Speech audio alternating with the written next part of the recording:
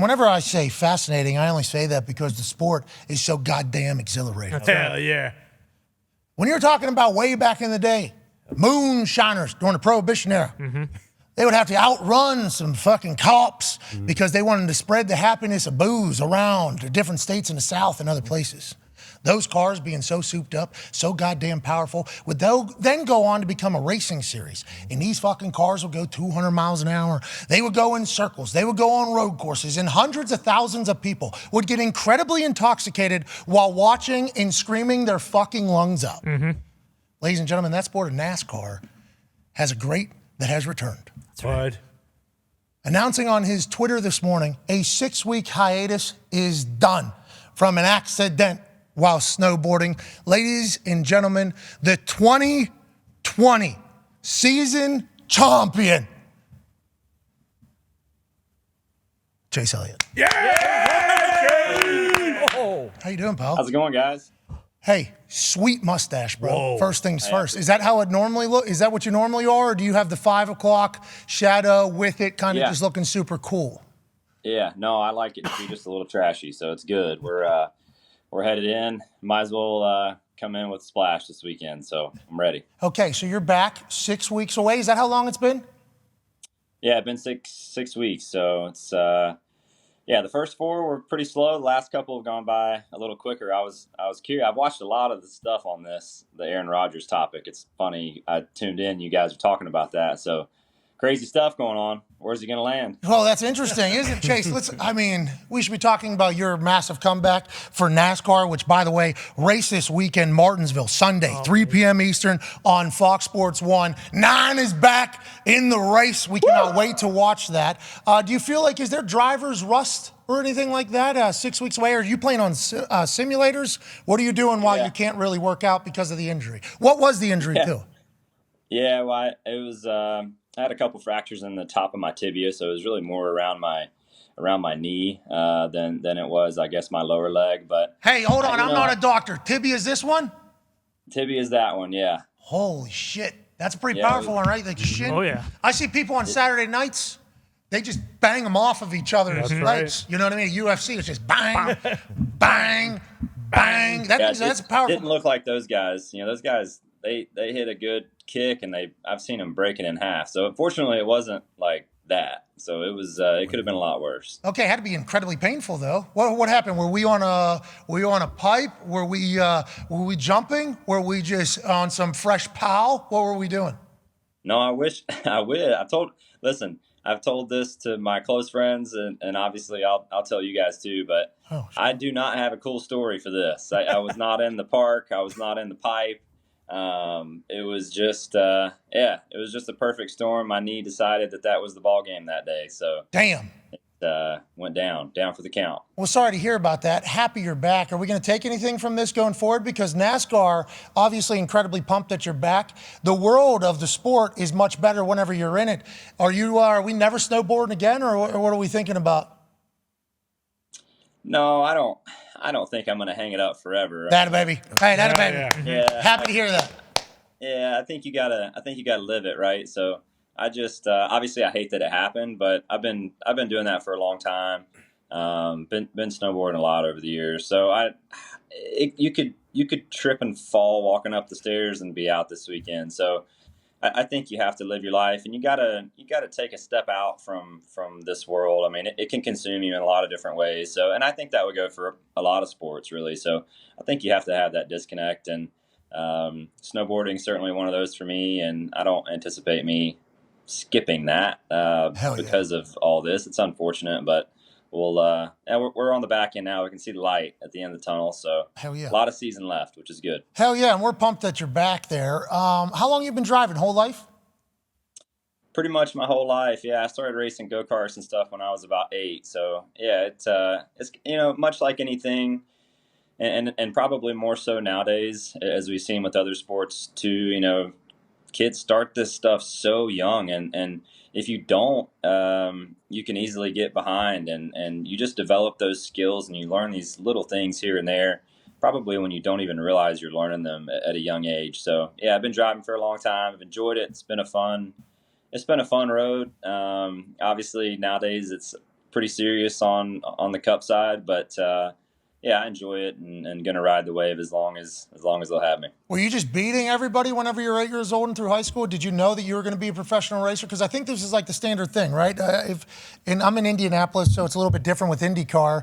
But like very young people are racing. There's a couple go-kart tracks here where you can go, and these karts are moving. Oh, yeah. Like these are like 35 mile an hour, I want to say, like 40 mile an hour karts while you're flying around. Like other places have, go-karts and bumper cars and things like that. Here it's like you see families with their kids training. Like it's open track time almost. And I'm in there, packed. That is a small cockpit you guys are operating in. And I'm getting like burn from the seatbelt here, and then there'll be some 6-year-old or 7-year-old just bumping me out of the way, like racing, just absolutely crushing it. Have you been like that your whole life? Is your family in racing? Did your parents build the karts that you were driving? Because I think I've seen a couple of those documentaries as well. And did you know you were going to be a professional driver? Yeah, no, that's interesting. I especially being up around Indy, I mean, yeah, certainly kids are racing go-karts at a really, really young age, and it was no different for...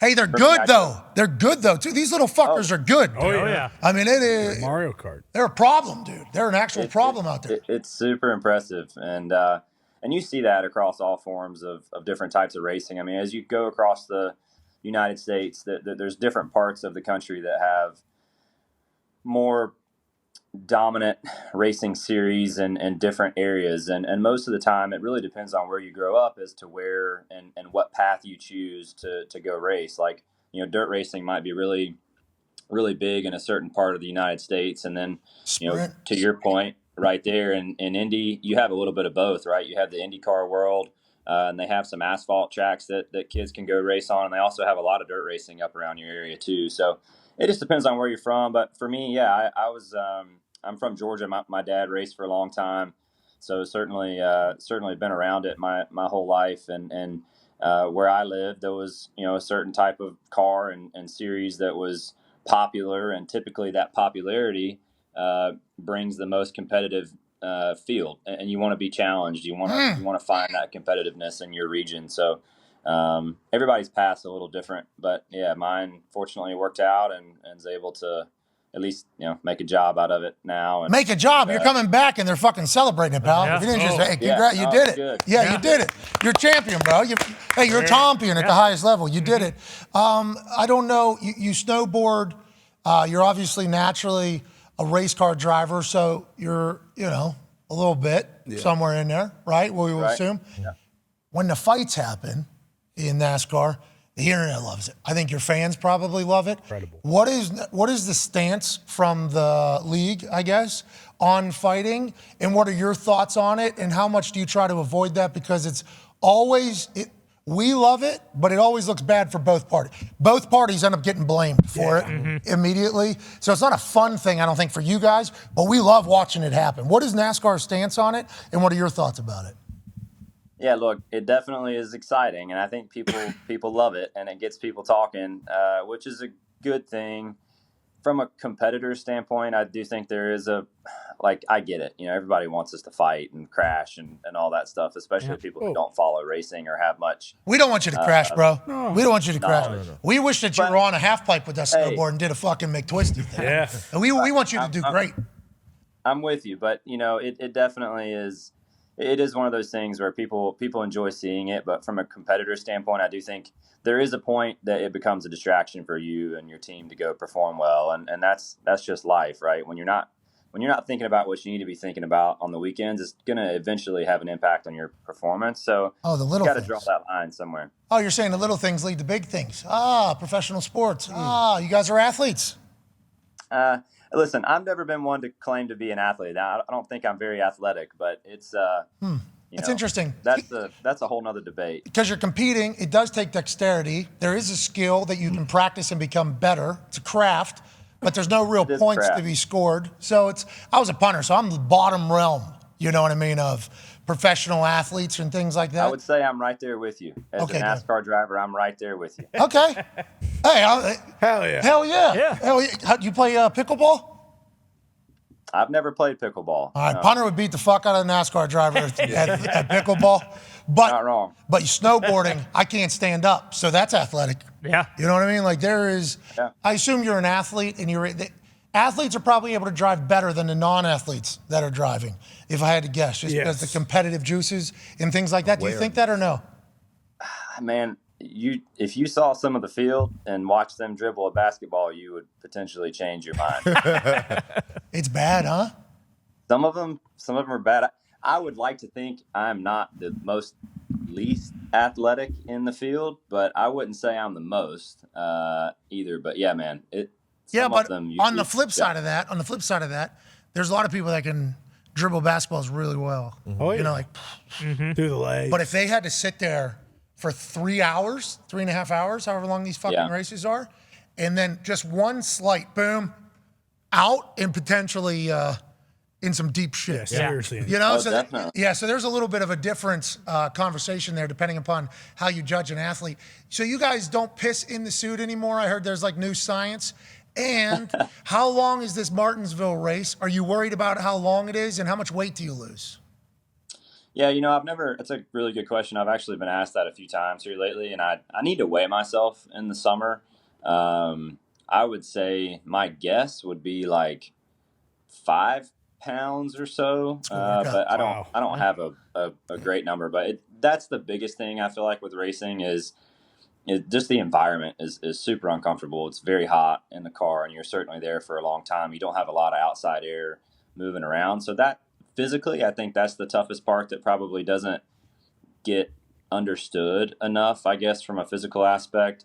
But yeah, it's one of those things that the more you do it, and I think you hit the nail on the head, it is a craft, right? And it's a very unique craft at that. It's not one that you can go to the sporting good store and pick up a race car and go practice. So it makes it difficult. But to answer your question about Martinsville, yeah, it's 400 laps, which typically the Martinsville races have been 500 in the past. So I'm glad that a little baseball strategy here. There you go. Yeah. Let's take 100 off. Yeah, we're trying to cut down that TV time. As y'all know, TV runs everything. So I think it's going to be tough for sure. I'd be lying if I didn't think it was going to be tough, but I have been, Chevrolet has a simulator where we can get in there and kind of practice some of these things. How real is that? How real is that? If I get a simulator, will I be able to tell if I could fucking cut it or not by hitting the apex of the turns? I drove a pace car before. Road course, Grand Prix, right here in Indy. Right. You know what I mean? Just the fact that you knew what an apex was is kind of impressive. So Thank you. You're already off to a good start. Thank you, and I don't get any marbles either. I'm on the line. You know what I mean? I'm a driver out there, but I think I'm too big. Yeah. Is that it's not real though, because you can't feel? Because I guess there's something to people that can go above 180, people that can go below 180. I think there's like a cutoff. Some people can handle it, some people can't. Is that real?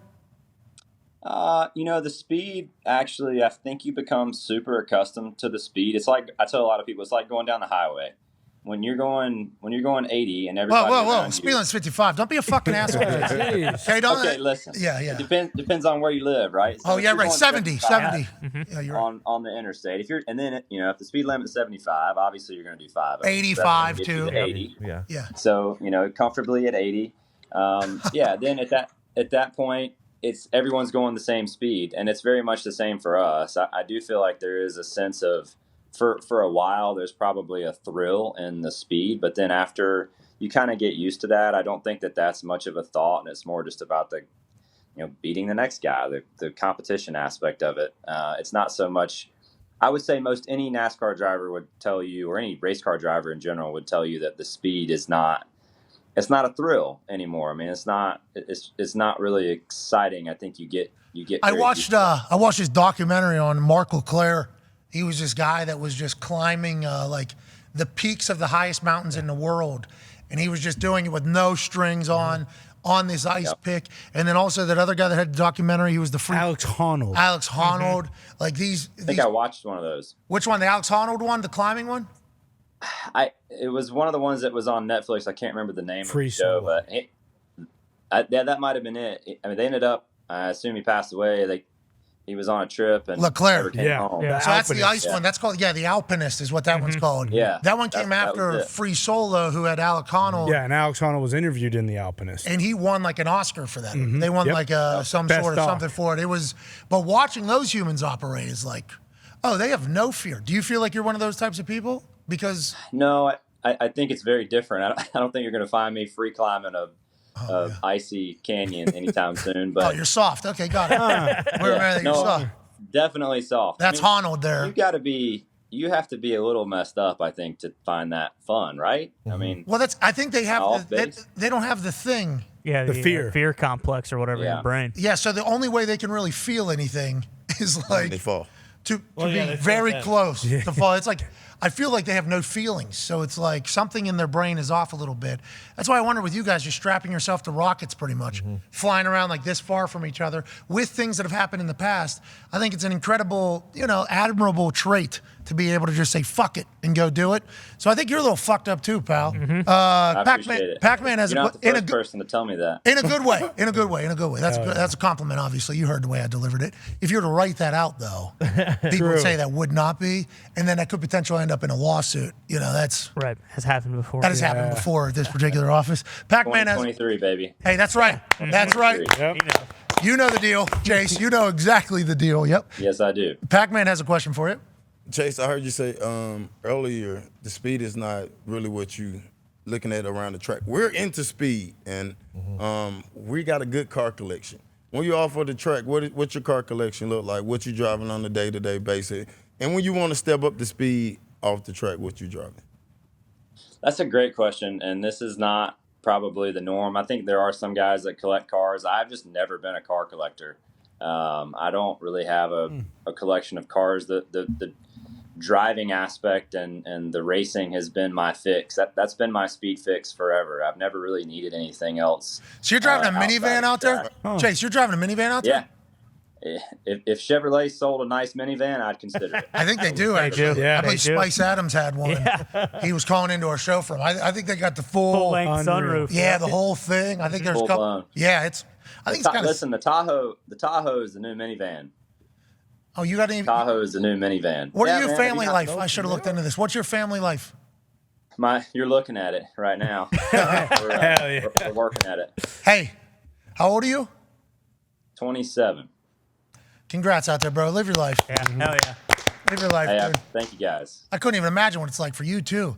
Think about did you expect the reaction that you were coming back? I guess we should have known this. We don't follow NASCAR as closely. I know a couple people over in that world. We've had a couple cocktails with Kyle Busch a few different times. Have turned on races. Have watched races. Have been interested, but don't follow the sport as closely as like other sports. Did you expect the reaction of your comeback to be as big? It feels like people are fucking pumped. Chase, you're a dog, dude. Yeah. People are probably more excited than I would be for me coming back. On the outside looking in, but no, they've been great, and just being back at the shop the last couple of days, and I've been removed from a lot of those activities, and just being around your peers and your teammates, and we go to battle every weekend for 38 weeks a year, right? It is a lot of time on the road, and these guys become your family. So when you get back and you hear people say, "Man, we're excited to have you back. We're looking forward to getting you back in the car," like that stuff's really cool, and that's been really nice. And the fans have been great, and they've been super supportive too. And I hope we can put on a good show and get back going this weekend and have a good run. It's gonna be tough, but I'm looking forward to getting back on the road. Is this racetrack your style of racetrack? Is this a good one? It has been good to us in the past. We won there in 2020, so that was a good run for us. We were okay there last season, and this is the first time that the series has gone there this year. So we'll see. Yeah, It's going to be interesting. Let's go win. Why Come not? on, Chase. Why not? Yeah, let's get a dub. And then when you're doing that burnout, you're going to feel so cool. Afterwards, how cool is it? You just feel like the coolest human alive whenever you're doing that in the middle of somebody's track. Like, yeah, clean up this rubber for the next year. I'm going to fucking go ahead Pretty and much. I conquered this track. Is that what that is, the feeling of that? Yeah, absolutely. That is your time. You have earned your right to tear up the grass or the the pavement or whatever as much as you want. I mean, it's you earn that right. So yeah, pretty much, you're right. And if it wasn't you, if somebody else won, they'd be proving it right in your face. That's right. That they deserve it. That's how it works. You're a drifter. You're a good drifter. Do we get figure eights? What do we do? Straight circles? What are we doing? Not by trade, but yeah, I like to switch it up. I mean, sometimes. There's the Napanon. Boom. Yeah, there it is. There she is. Beat the old 1-2 that day. That was good. It's always good when you beat your buddy, right? Oh, yeah. Anytime you beat your friend, he runs second. We always like to remind each other of that. Yeah, and then but as you should. Yeah, no, it totally depends. But I wouldn't say I'm a drifter by trade, but I can make it work when I need to. What do we drink afterwards? Obviously, get 5 pounds worth of water back in you. Depending on the track, you're drinking something that they have. We having any beers afterwards? Celebration? Are we a whiskey fan? What considering I'm sitting here at a Coca-Cola shoot, fixing to take pictures for Coca-Cola. Oh my God, those Cokes are so good. Coke Zero, old Coke, so smooth. Yeah, I better plug them. But the Coke then leads to extracurricular activities after Coke. Then at that point, Coca-Cola. Coca-Cola. Yeah. We're talking about Coca-Cola just because, someone, whenever they're dropping that into commercials, best Coke ever. It's like, all right, I've heard so many people say that in parties, in bathrooms, in stalls right next to me. I don't know if that's possible. But we've all heard it. Coca-Cola is what he was talking about. Don't be assholes on the internet. Ty has a question for you, Chase. Chase, I think most casual NASCAR fans or people who don't really watch at all, one of the issues is how much parity there is. There's been so few guys. I mean, you got, obviously the Intimidator. I got him right here just to remind me every day. But you got guys like him and then, Jimmy Johnson, Jeff Gordon, guys like that who kind of transcended the sport. But now it seems like, while a lot of people know you guys, someone new is winning almost every weekend. Do you think you guys are going to get to a point where someone kind of transcends the sport again and it's very clearly obvious, oh, this guy's head and shoulders better than everybody else? Yeah, that's a really good question, and I honestly think the answer to that is no. And I think that's because every time we have a new rule change and we have this new car come out that has tried to level the playing field, the more you level the playing field, the harder it's going to be different. And the reason those guys were such icons is because they were different over the years. They were very good race car drivers, and they also had very good equipment to drive. And those two things combined at the right time led to their dominance. And I think right now the cars are becoming so much the same that it's becoming very difficult for drivers to be different. And the harder it is for us to be different, the harder it's going to be to pass up through the field and do all those things and really dominate. So yes, I think there's going to be, time periods where a guy might go on a hot streak and win 2 or 3 races in a month or in 2 months. But those consecutive championships that we saw out of Jimmy and 7 championships from Dale and Richard and those guys, I think that's going to be really hard to do, and especially in a short period of time, just because the more that the cars are so close, there's so many good drivers that it's going to continue to be more and more challenging to do that. Great question, though, but I think the answer is no. Okay, Ty brings up a great point. A lot of engineers, right? That's the big thing in IndyCar.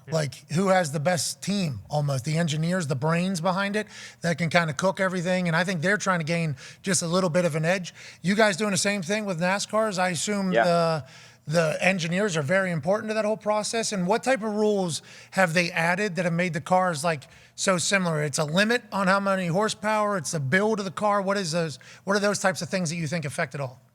If any part on the car that you can see, there's a rule that is surrounded it, and that's anything from how the engines are built to how the bodies look. Hey, because hold on though, because there were some real geniuses that were able to put together some engines differently than everybody else. Tim Allen out there in the garage putting together his hot rod. There's other people that do that. They do it different ways, and they find out little tricks, and they steal some horsepower. That was like a weapon that teams used to have, right? And now it's they kind of get rid of all that. It totally was, and there were guys that really changed the game over the years in different areas, and engine building was certainly one of them. But yeah, now there's just so many specs and rules that all these parts and pieces have to abide by and be built by that it lands you in a very similar position car to car. And also at the same time, it makes what might have seemed like a very small advantage 10 or 15 years ago, the tiniest of advantages now shows a bigger difference on track than it used to because of the similarities. So it's just changed. And as time has gone on, I think everyone kind of knows what they want to make their car go faster, like what those magic knobs are to make it quicker. It's just a matter of finding a way to do that. And that process is becoming more and more. So what is confusing, it? What's the advantages political. then? It's like strategy, wheelbase, pit stops, driving. I guess. Like what are the advantages? Because it seems like if everybody has the same weapon, so like if every quarterback could throw the exact same ball, okay, then like how do you make because that's what the car is, right? They're all pretty much the exact same. What are the little advantages that like good strategy? I guess is the biggest part of it. Yeah, strategy is a huge piece of it. Pit stops, that's that whole thing. Gas, that type of shit. Yeah, that you do need gas to make it to the end. Yeah, so. but when, right? Don't some people roll the dice, go a little bit longer than other people, and it puts them in different positions? Is that a part? That's how you gain the advantage, I guess.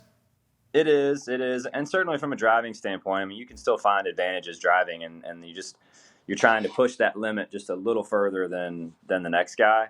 But yeah, strategy plays a huge role in the races, and when to pit, when to put on tires, all those things, and it changes throughout an event too. But aerodynamic advantages over the years have become king. Aero is something that's talked about every weekend, and how the bodies are built, how they're manufactured, finding advantages on the body of the car to manipulate the way the air flows is probably the biggest piece of the puzzle, I would say. Aerodynamics matter. That's why I used to shave my right leg, when I was punting. It was cut through the wind. smoother. Yeah.